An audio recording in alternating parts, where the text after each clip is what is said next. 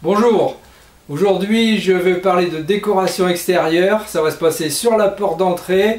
Je vais essayer de lui donner un look un peu plus moderne. On passe tout de suite à la réalisation de tout ça.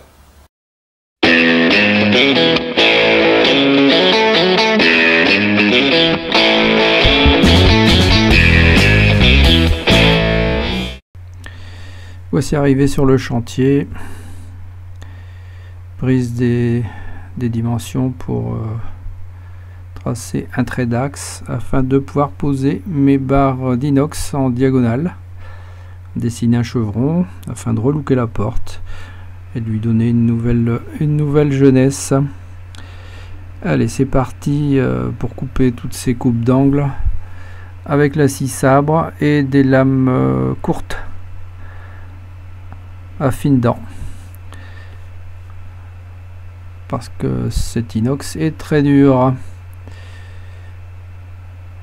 Voilà une tête de marteau en acier, l'aimant colle dessus. Là je vous montre que c'est bien de la barre d'inox, l'aimant n'adhère absolument pas. Là j'ai posé un guide afin de couper proprement, et c'était assez dur quand même, hein. Ça s'est pas coupé d'un seul coup. Un petit coup débarbage, nettoyage, et puis on passe à la suite. De cette façon j'ai tracé les rainures de la porte pour trouver l'axe pour pouvoir positionner toutes mes vis.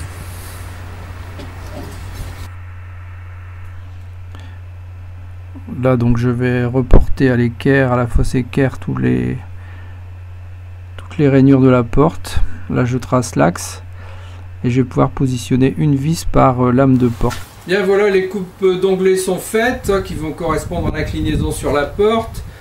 J'ai tracé les espacements des lames de la porte et je vais tracer maintenant l'axe pour percer et pouvoir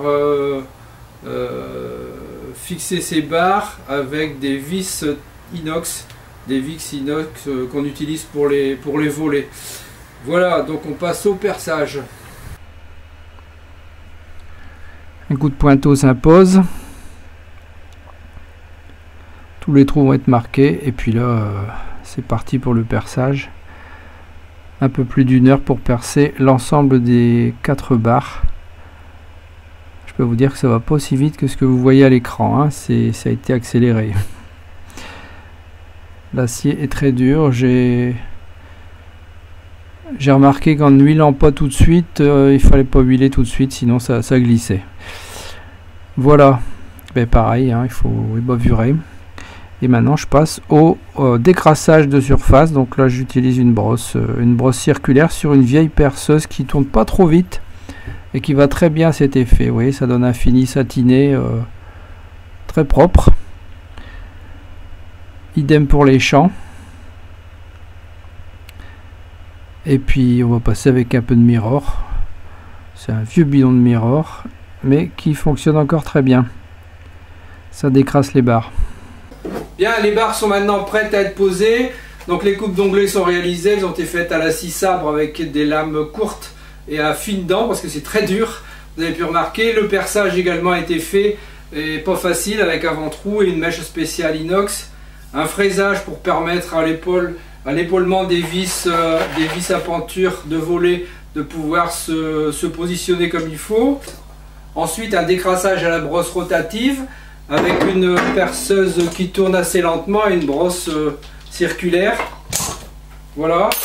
Je vais placer derrière ces barres plusieurs rondelles inox empilées pour avoir un certain relief sur la porte.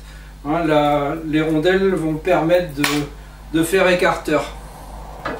Allez, c'est parti, on se retrouve pour la pose.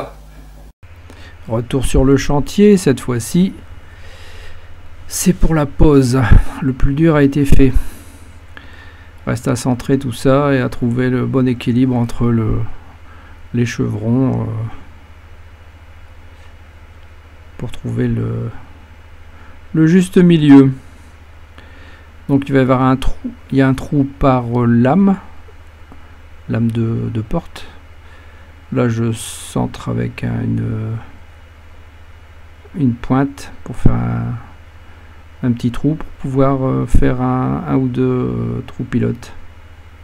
Pour les vis de 6, ce sont des vis de 6-20, vis penture inox A2. Et les barres, ce sont des barres inox de 30 mm sur 5 mm d'épaisseur.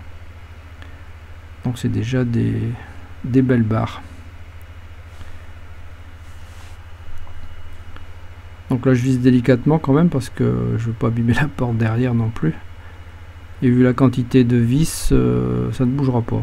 Donc je glisse derrière 3 rondelles inox également, bien sûr, empilées, ce qui n'est pas le plus simple d'ailleurs. Et je mets une vis. Ces 3 rondelles vont servir d'écarteur. Ça va me permettre d'avoir un, comment dire, d'avoir un effet de relief sur les barres. Voilà, donc je suis passé sur la barre du bord. Là je vérifie toutes les vis pour que les têtes soient bien à plat sur la barre d'inox.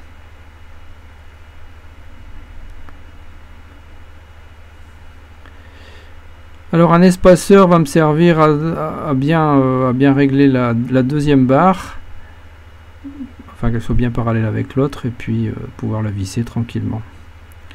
Voilà qui est fait. Même chose en bas, je pose l'écarteur, je pose la barre, ça me permet d'aligner correctement et de ne pas commencer à mesurer et de forcément se tromper quelque part. Le petit trou pilote qui va bien. Je positionne ma barre et puis c'est parti. Je la visse modérément pour avoir une certaine flexibilité, pour arriver à glisser mes rondelles derrière. Une rondelle ça va, mais 3 rondelles empilées ça veut toujours tomber.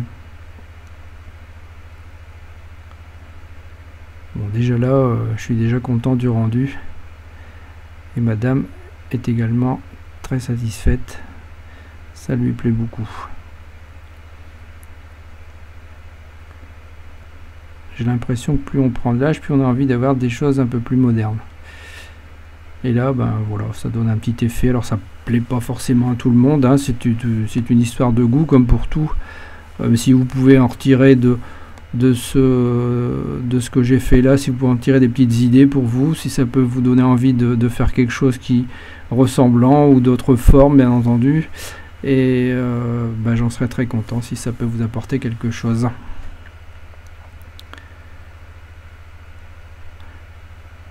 Donc la découpe de l'inox, enfin de cette qualité d'inox là, franchement c'est très dur. Les lames doivent être de bonne qualité aussi. Et pas couper trop vite parce que sinon ça chauffe. Donc j'ai pas voulu couper à la tronçonneuse. On m'aurait dit bien sûr pourquoi il n'a pas coupé à la tronçonneuse. Mais forcément à la tronçonneuse, les extrémités de mes coupes d'ongles auraient été bleuies. Et je n'aurais pas su les rattraper même avec du mirror. Donc la scie, pour faire un travail de qualité propre et éviter les brûlures, c'est l'idéal.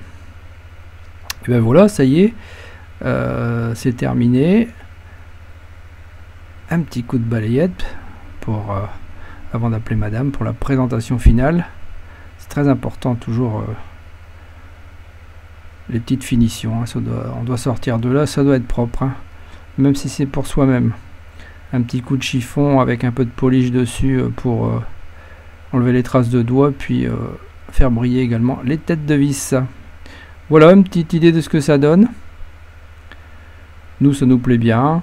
Chacun ses goûts, vous me direz.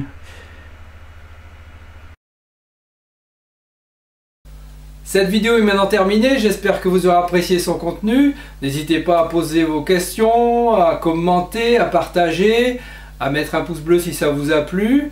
Et on se retrouve très bientôt pour une autre vidéo. Bye bye.